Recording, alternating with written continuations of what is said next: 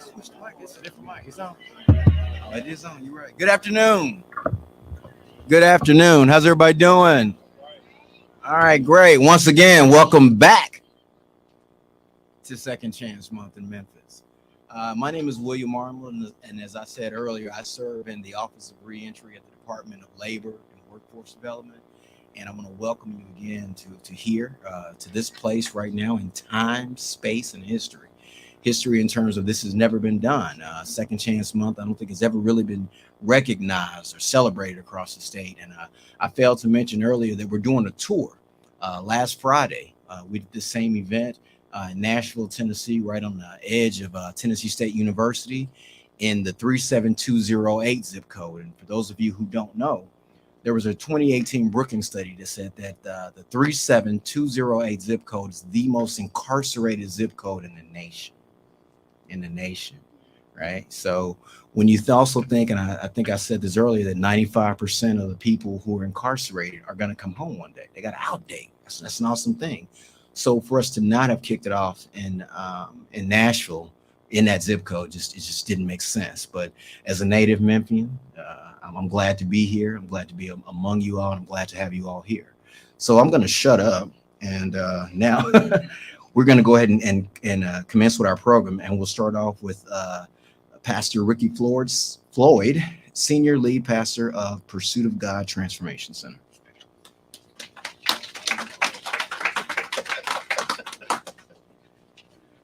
Well, good morning, everyone. I am Ricky Floyd, Pursuit of God Transformation Center. As I was just sitting there, at first I was wondering, I'm a Frazier boy. Why am I over in South Memphis? And then it all of a sudden hit me while I was sitting there that I grew up in South Memphis, and this is where I used to come to get my shots for school and all of that stuff. So this is a coming home with me. I'm glad they ain't got no needles in here today. Hey, man, you might have some needles. The health department said, y'all got some needles. All right. And so, did I lose our mic? Okay, we got it. I want to thank everyone for your presence here. And, in this room, are the sources that are helping people be resourced. I don't know everybody's story, but I know me and Deandre Brown story that if it had not been for us, the impact that we are having on our communities, the impact that we're having on families, the impact that we're having on the state and the nation is because someone decided to resource us, to reconnect us with sources that will allow us to live above and beyond the mistakes that we have made in the past.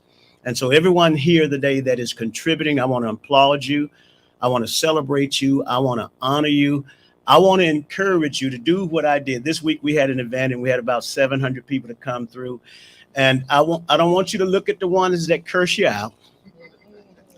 Don't look at the ones that say you wasted your time.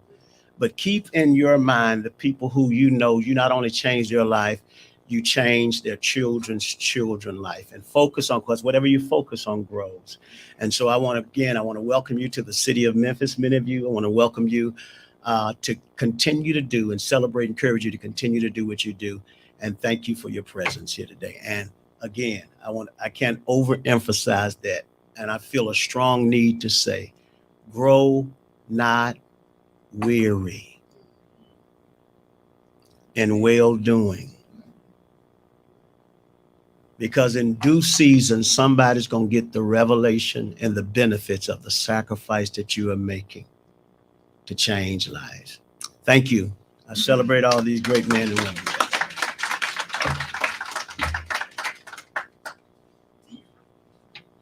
Thank you, Pastor Floyd. We'll now hear from the man whose house that we're in. I mean, my goodness, Mr. Deandre Brown, the director of the Shelby County Office of Reentry. Good afternoon, everyone. Welcome. As it's been stated, my name is Deandre Brown. I am the director of the Shelby County Office of Reentry. Welcome, welcome, welcome. Pastor Floyd has done an excellent job. Mr. Arnold's done an excellent job. We're just glad to be able to share our space with you. This is a place that the mayor recently deemed the house of redemption, the place where people can come and get what they need to turn their lives around. We're working to create this as the center of reentry in our county. So anything that needs to happen can come through here. If there's things that are necessary to create a system of fairness, a system of equality, a system that makes everybody feel like they are part of the American dream. This is that spot. I thank God for my predecessor and my friend, Brother Harold Collins, who's laid a foundation and paved the way for us to do some tremendous work. We're changing lives here. But not only are we changing lives here, we are saving lives. And with the partnerships that we have in this room, with the power that's in this room, with the hearts that you have for the people, because this ain't work you do for a paycheck, because you would have quit a long time ago. See, this some heartbreak work that you have to get healed from. But God has put us in position on purpose for such a time as this to change this world. We are going to create a system that allows individuals to learn how to lead. Not just lead in a negative way, but lead in a positive way, because the people that are closest to the problem are closest to the solution, but generally farthest away from the resources. We're changing that. And since we are changing that, the city, the county, the great state of Tennessee, and these United States of America will be changed by individuals that have criminal histories. I'm standing before you not because I have letters behind my name, PhD, MDD, DDS. No. 18888-076. That's my federal number. 213476. That's my state number. Why am I saying that? Because in this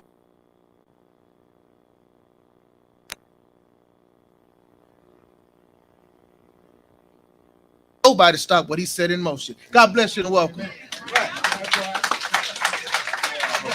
Woo. Now that is the way you welcome people into your house. That's how you do it. That's how you do it. All right. Have mercy. Next, we're going to have Ms. Helen Kuhn, the Shelby County Criminal Court Clerk, with some opening remarks. Ms. Kuhn.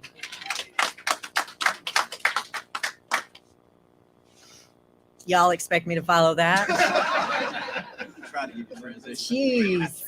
Plus, I'm windblown. I don't look as good as these gentlemen. Styling.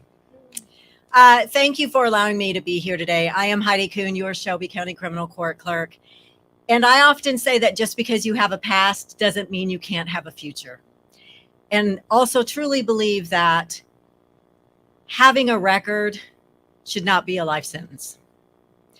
You should be able to have opportunities to move forward, have opportunities to go to school, get a house, get a job.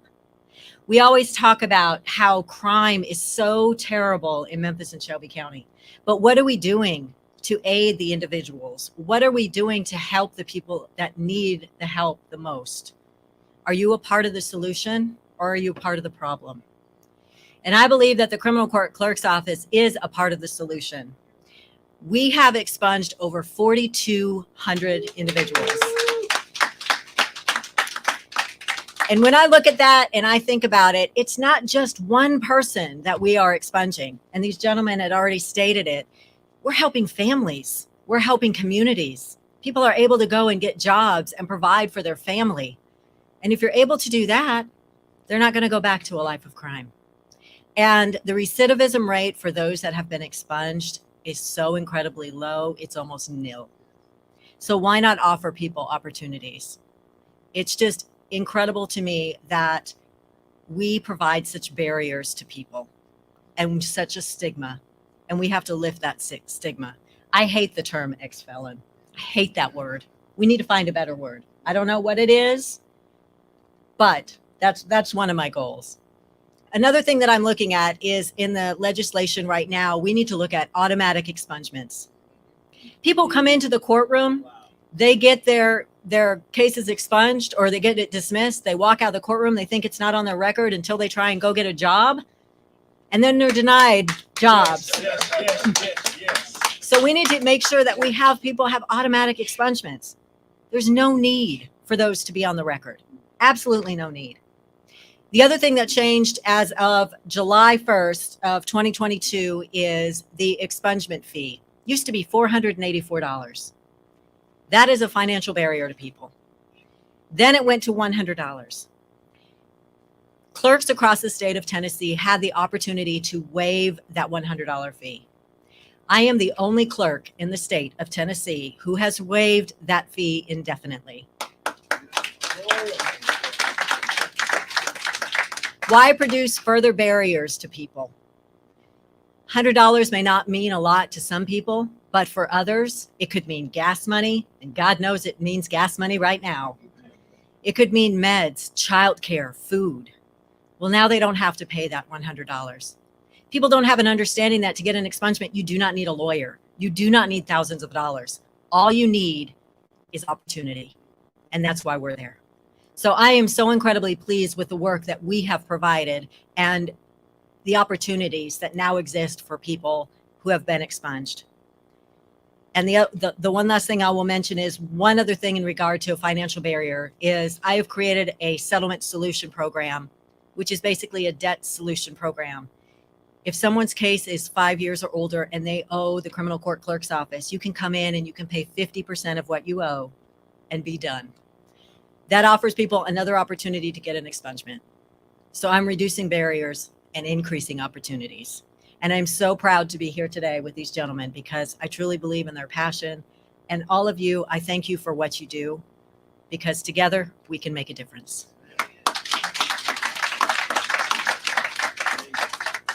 Right. And I want to just answer something that Ms. Kuhn said. I want everybody to join me. I'm going to say a word and you repeat it after me. Justice. Involved. Individual. I'm going to give you another one. Returning citizens. We don't have to say ex-felon or ex-con anymore. We got alternatives, y'all. We got alternatives. And they are alternatives that restore dignity. All right. With that being said, we are now going to hear from Mr. Cassie Simmons, a business consultant on the value of reentry.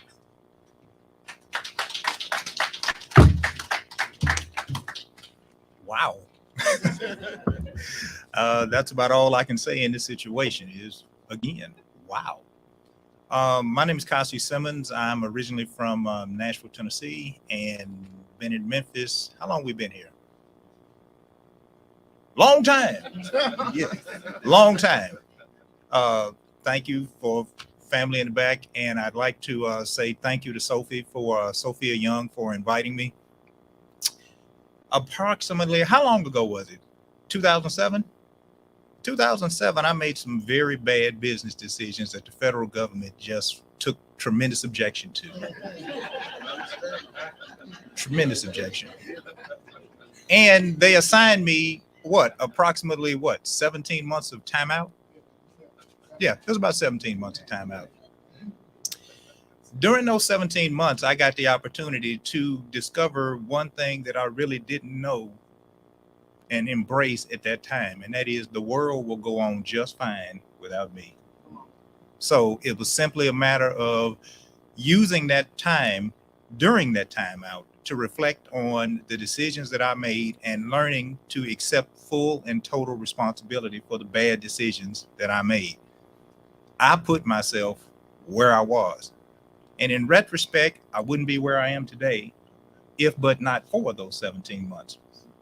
Toughest time of my life, but it taught me that, Cassie, rules do apply to you. Whether you like them or don't, rules apply to you. And it's simply a matter of you just have to reach down within your soul and reach down within the loving, caring bonds that you have with family and friends as far as overcoming your situation. Because let's just face it, reentry is not easy. Getting a job, you're unfortunately going to stay at least 12, 15 years ago, tremendously underemployed for quite a while. I'm encouraged that now, I didn't know all this existed. So, it's my fault. I apologize. I should have been a part of this a lot sooner. But now I am here, and I've spoken to Mr. Qualls, who he's around here somewhere. I think his name is Eric Qualls. There he is. As far as being more involved in just being an example, because you can, whether you consider yourself a reentrant or what was the phrase that was used, a returning citizen, the bottom line is you can be successful. It just depends on how committed you are to your own salvation. Because at the end of the day, all of you all are resources. But what is the value of reentry?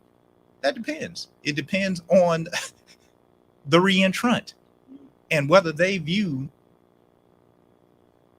the things that they're going to, or the things that are out here in society as valuable, or they don't, they view them as valuable, or they don't view them as valuable. The resources are out here for all of us to succeed. The bottom line is, it just means that we all have to make a personal decision as far as, hey, look, you created the mess for your life.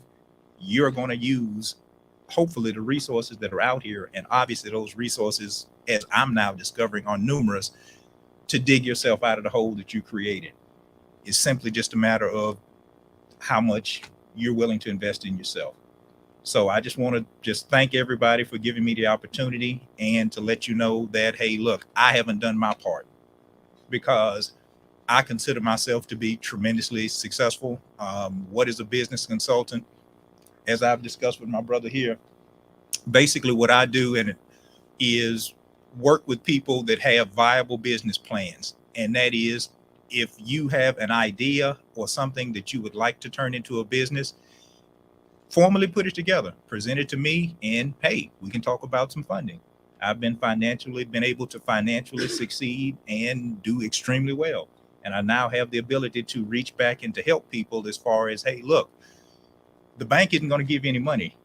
Bank, unfortunately, wants 2 years of tax returns. They want this, they want that. And more than likely, it's going to end up being loan denied. I have the ability to take a look at business plans, evaluate them, and hey, we can work it out. We can talk about some funding.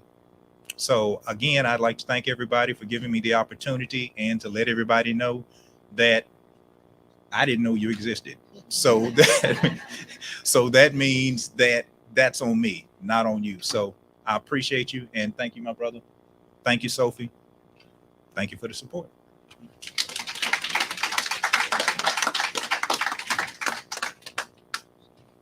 Thank you, Mr. Simmons.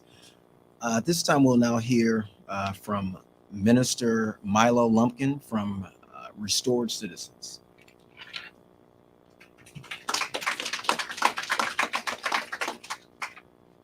Good evening, everyone. Such an honor and a privilege to stand before this great panel, this committee. I'd like to thank my brother, Tennessee State alum, Dr. Arnold here. We went to school back in Tennessee State back in the day. I'm not going to tell him how long ago it's been. We'll keep that to ourselves. Amen. But I stand here before you. My name is Minister Milo Lumpkin. I am the executive director and founder of Restored Citizens. I heard Ms. Helen Kuhn say we have to change the name. How many know that names are very important? Sometimes we identify ourselves with names. And I absolutely 100% agree with you, Ms. Helen Kuhn. And that's why I created Restored Citizens.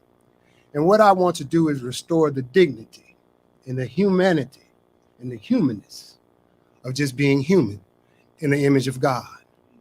So we created this thing, and it's quite ironic. I've came here several years, and I'm looking at Mr. Harold Collins over there. Me and my wife, we came through those doors a couple of years ago, ambitious, full of fire, full of energy, from Dyersburg, Tennessee, a little rural town in West Tennessee. That's where I'm from. And we wanted to help, and we still want to help. But I want to concentrate on four-letter word, four letters, A, B, C, D. That's asset-based community development. We have every resource that we need in the room. Every church, every business, every school, every community has more than enough resources to accomplish their goal.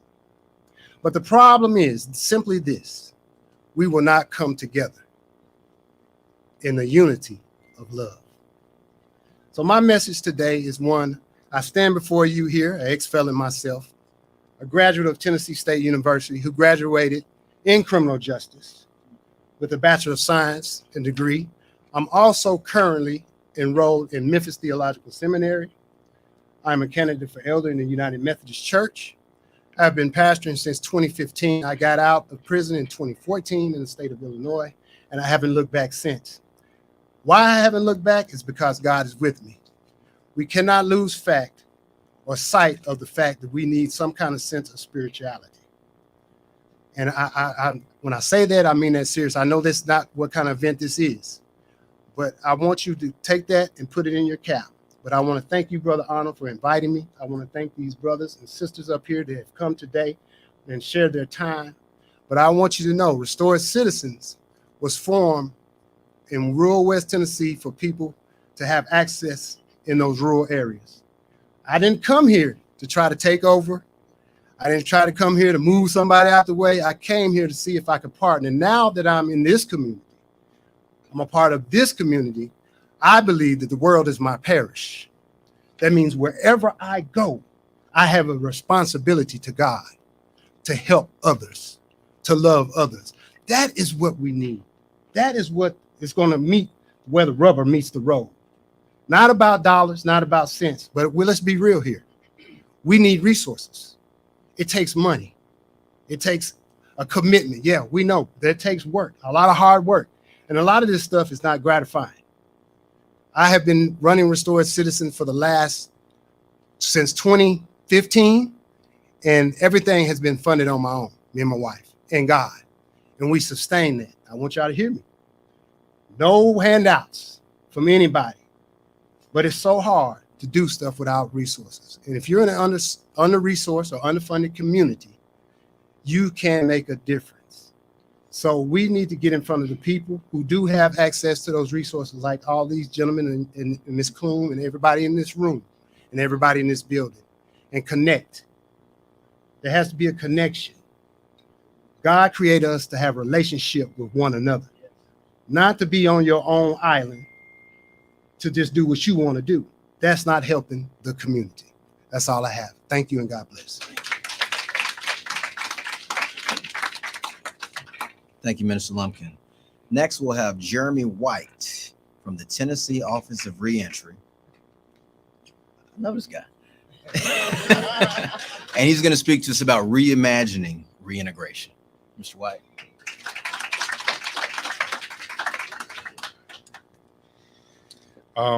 Since we sending shout outs on the TDOC numbers, I'm 375063.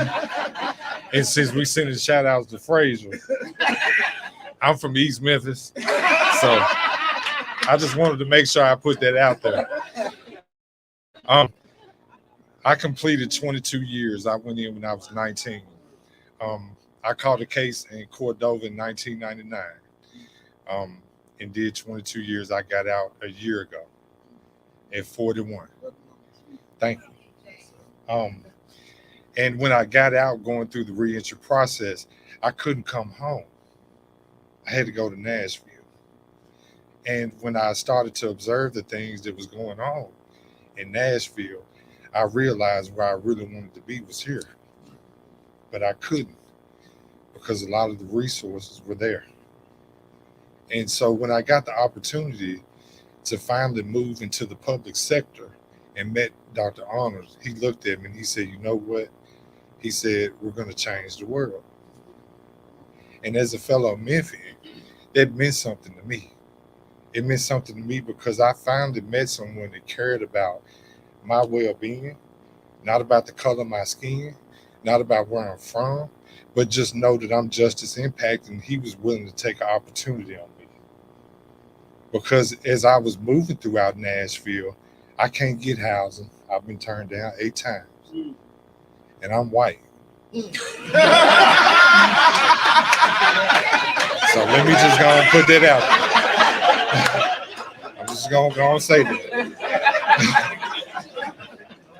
I've been really hustling, trying, you know, but it was good to see that there were individuals that were in the field of reentry that were willing to take a chance on me and take a chance on the men and women that are going through this process. And it means something. Not about no position of authority, not about where you sit, not about what you do or how you do it. It's about how you serve. And that's what the most meaningful thing is how you serve. And it's not who you serve. So I just wanted to get an opportunity to come up and just share my experience because Dr. Arnold has been an integral part of me being able to reintegrate. And there have been a lot of individuals, like the individuals in this room, that are executives, that are important, that are listening and are out here that see people that need help. And by you being in this room means something about your character. It means that you stand up. It means that you're willing. It means you have an interest in not just yourself, but the community around you and your neighbors and the people that's returning back to society. And I'm going to tell you, as someone that went from 22 years working in the private sector for a year, coming into the public office, about to graduate from college this summer, yes, having this support means something. And I'm sending shout outs to THEI, to Dismas, to Phase 2. Shout out to Chantel. There are a lot of people that helped support and catapult me. And I'm grateful for the experience. Thank you, Dr. Arnold, Director Brown. Thank you for having us here. The men that are sitting up here today, anyone who's justice impacted that know what the system is like and knows what the struggle is like, I'm appreciative of everyone that's a representative of that. So just thank you for this moment. Thank y'all for being here. And as the Office of Reentry, we're going to change the world. Yes, sir, Doc.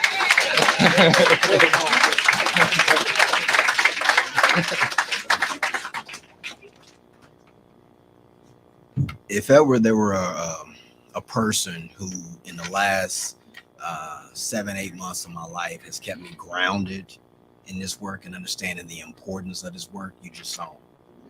I don't know how he got my number. I really don't, but it was he called me once, just out the blue, and he was telling me who he was and that he wanted me to be his mentor. And yeah, sure, whatever. And then I went to a conference in Colorado, and I'm sitting having breakfast, and he calls me, and I was like, oh, it's that Jeremy guy, right?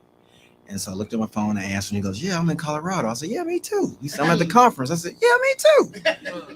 And he asked me where I was, and I told him I was eating breakfast, and so I never met him before. And it sounds totally different on the phone. So when he walked over, I was like, oh, hey, I'm mentoring you, huh? But if we're going to be the Office of Reentry, and we're truly about work-based programs and keeping people out of prison, out of jail, and putting them back to work, we have to be about it. Having Jeremy on my staff makes certain that we are about the work. And if we didn't have him there, we wouldn't be about the work. So I'm glad and I'm honored to have him be a part of our staff.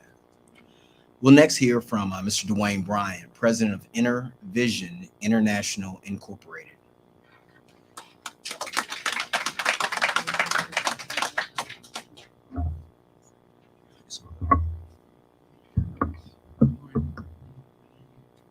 Sure. If you are driving a burgundy Ram truck, it's a big truck. So you're blocking some people in. Yeah, they can't get out. And if you're Officer Ben, okay, before we write you a ticket, Officer Ben. All right. Okay, let's go on. All right. Good afternoon, M-Town. Good afternoon. Clap one time if you can hear me. Cool. Clap 2 times you can see me. Excellent. Clap 3 times you want to learn something. Perfect. Clap 4 times you want to have fun while you learn. Excellent. And now clap 5 times if you really just came for some free lunch, you're tired of sleeping, ready to go home. I knew it. I promise you, I knew my cousins were in here somewhere, and now I know where they are. Ladies and gentlemen, my name is Dwayne Bryant, spelled properly DWAYNE BRYANT. You put a .com on the end of that, you'll have my website. I'm the president and founder of Inner Vision International. For the last 25 years, we've had the pleasure of mentoring and motivating over 35,000 students, direct mentoring in Chicagoland as well as in Florida, South Suburb and West Suburb. We've created curriculum where we teach students goal setting, time management, conflict resolution, bullying education, leadership, the power of words, because we want them to understand while they're young, before they get too old to make bad decisions, what life is about and how to become productive citizens. Now, I got to give you guys an apology. I have no criminal history, no criminal record. I have no numbers. I feel a little bit bad now that my brother's sharing their numbers. I'm like, shoot, I ain't got nothing. But I did go to college on a full academic scholarship, if that matters. And my thing is, Bishop T.D. Jakes said, everyone can teach what they know, but you can only reproduce what you are. And what I am is a free Black man that's concerned about humanity and my country. What I am is a man who understood that even though I've had over 20 encounters with law enforcement, I've never been locked up and never been arrested because I was able to engage my mind quickly. I wrote the book, The Stop, Improving Police and Community Relations, and I've had the opportunity to travel all across the country. I've gotten 2 national awards. One is the Ebony Power 100 2018 award, where I was in Beverly Hills, California, with the likes of Michelle Obama, Serena Williams, etc. And also in 2020, I got the FBI Community Leadership Award for my work speaking all across the country, but not just to community, but also doing some work with law enforcement. Because the reality is, it's not just, you can do everything right. But according to the FBI, many neo-Nazis and white supremacists have infiltrated law enforcement. So if you get that officer coming, you can do everything right, and it may not be a good outcome for you. So we created the Stop Challenge, where we're teaching young people, we're talking to law enforcement, we're engaging them to understand our humanity and who we are as a people. And the reality is, a lot of people may not see us as human. So we have to make sure we see ourselves as human and make sure we react accordingly. As a result of that, I've had a conversation with Microsoft and some of their partners, and we're in the process of engaging in virtual reality and augmented reality, where these young people can go through simulations before they have this encounter, and they can see what happens when you do the right thing and what happens when you do the wrong thing. Because again, I try to tell them, do not allow a 20-minute encounter to derail 20 years of your life, because it makes no sense. Now, let me rewind a little bit. Why am I here? How did I even get here? Because I'm from Chicago and Florida. I just got to Memphis. So we have a contract right now with Shelby County Schools. And before we got this contract, everybody was saying, man, Memphis, you going to Memphis? No, I don't know about that, man. You're going to get shot. I'm like, I've been in Chicago for 25 years. Exactly. If I ain't got shot there, I think I'm going to be all right at M-Town. And honestly, I've gotten nothing but love and some really good food y'all got here. Oh, my God. But we're working with Hope Academy, where these babies are locked up. They ain't going home. We're working with Compass Academy, and I love that Hope Academy is probably 90% Black, mostly males. Compass is almost 80% white. And so when I started engaging the white kids, I was like, well, you know, I'm used to Black and Hispanic. I don't know if they'll get the message. So one young man introduced himself. He said, my name is Ryan Turner. I was like, oh, hell, this might be the Grand Wizard's grandchild, right? And so I'm like, can I speak? So as I began to implement our conflict, I realized these just kids. Didn't matter what color they were, what gender they were, they understood the lesson. So this week we're talking about conflict resolution. And what's interesting is I believe you have to relate real life examples. So we talked about that slap. Y'all know what I'm talking about. All right. So we talked about Will Smith and Chris Rock. And I talked to them that there's 2 different kinds of conflict, internal and external. That's just 2.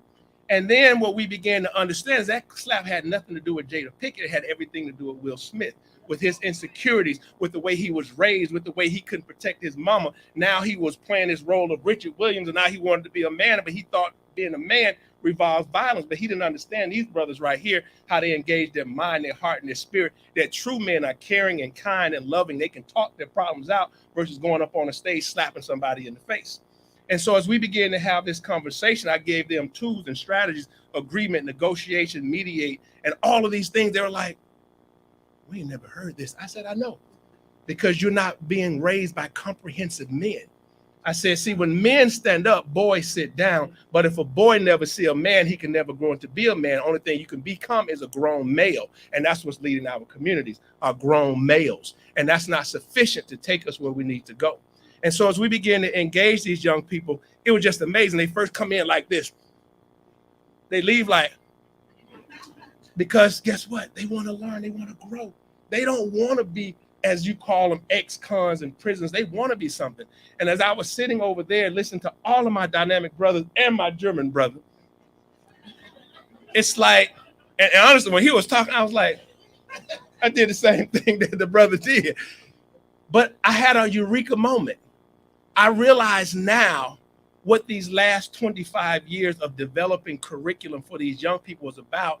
It is time for me to partner with brothers who've been incarcerated, because I can train them on our curriculum. We've had kids that go to college, graduate college. I'm talking about remarkable results in difficult communities. And now I honestly believe, I was sitting there like, whoa, God, I think you had me to come here to understand it's time for me to partner with the brothers coming out, because they can reach some of the kids that we may not be able to reach. Because sometimes the young kids like, man, you lame and goofy. You don't know nothing about nothing. What you gonna tell me, dog? You ain't never been locked up. I like, you right. I ain't never been locked up. But I can tell you how the dog get locked up again, though. So it's like we gotta relate. And what my brother said earlier, it gotta be unity.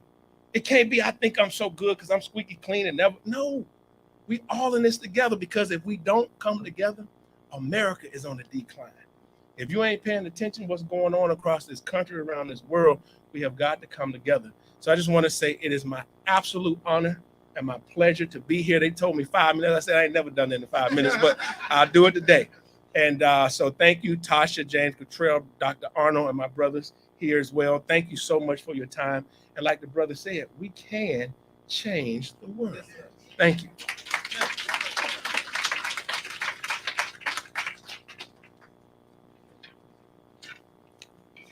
Thank you, Mr. Bryant. All right, we're gonna keep it moving. Anthony Alexander, the director of Shelby County Division of Corrections, will not be bringing us closing remarks. Instead, we will pivot. And yeah, we got to upgrade. I tell you, yeah, better looking and taller. All right, we're gonna have Mr. Harold Collins to bring us closing remarks. And Harold, you are now with. Oh, he is the deputy director of the Division of Corrections. All right, Mr. Collins.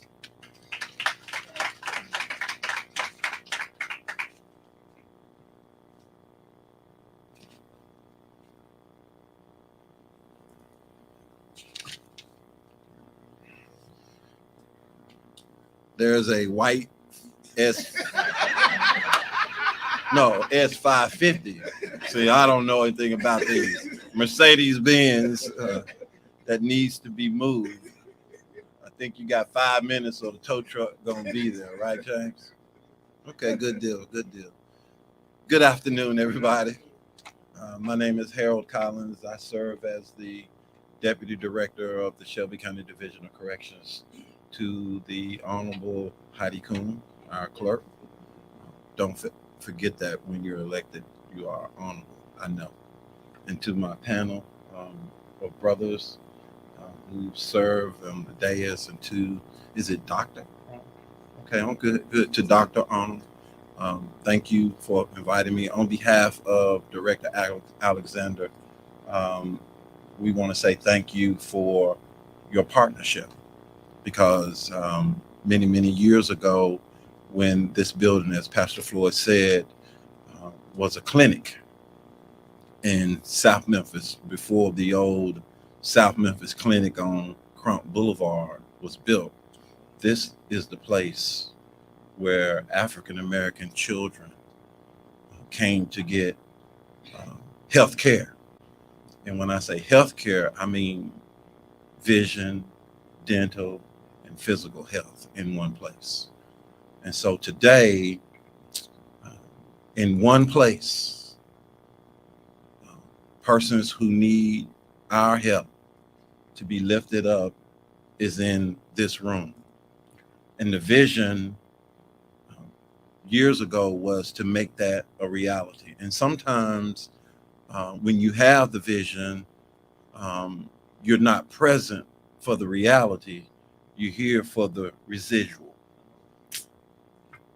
And so I see so many good friends and partners and former classmates from way back in the day that I'm just overjoyed with your presence. To the reentry staff of the Office of Reentry, I say congratulations to you on your success and where you're going in the future. And at the Division of Corrections, we are changing our aircraft carrier, where we used to be a place where you would come and serve your time. Now you are at a place where you are learning a skill. And there is a difference, because when you learn a skill, you can take care of your family and be a contributing partner to our community. So thank you for inviting me and allowing me to share. when Mr. Bryant said that there was lunch and you clapped 5 times, I asked Director Brown, was there lunch provided? And then someone walks in with a Popeyes box. So if I stand between you and the chicken right now, consider yourselves adjourned. Thank you.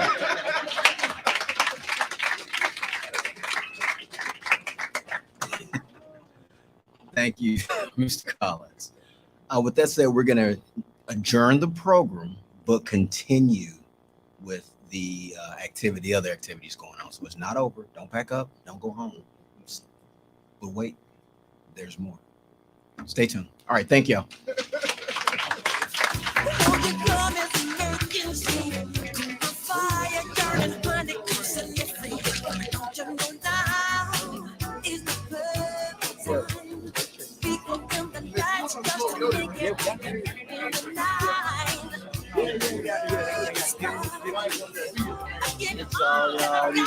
Distinguished individual.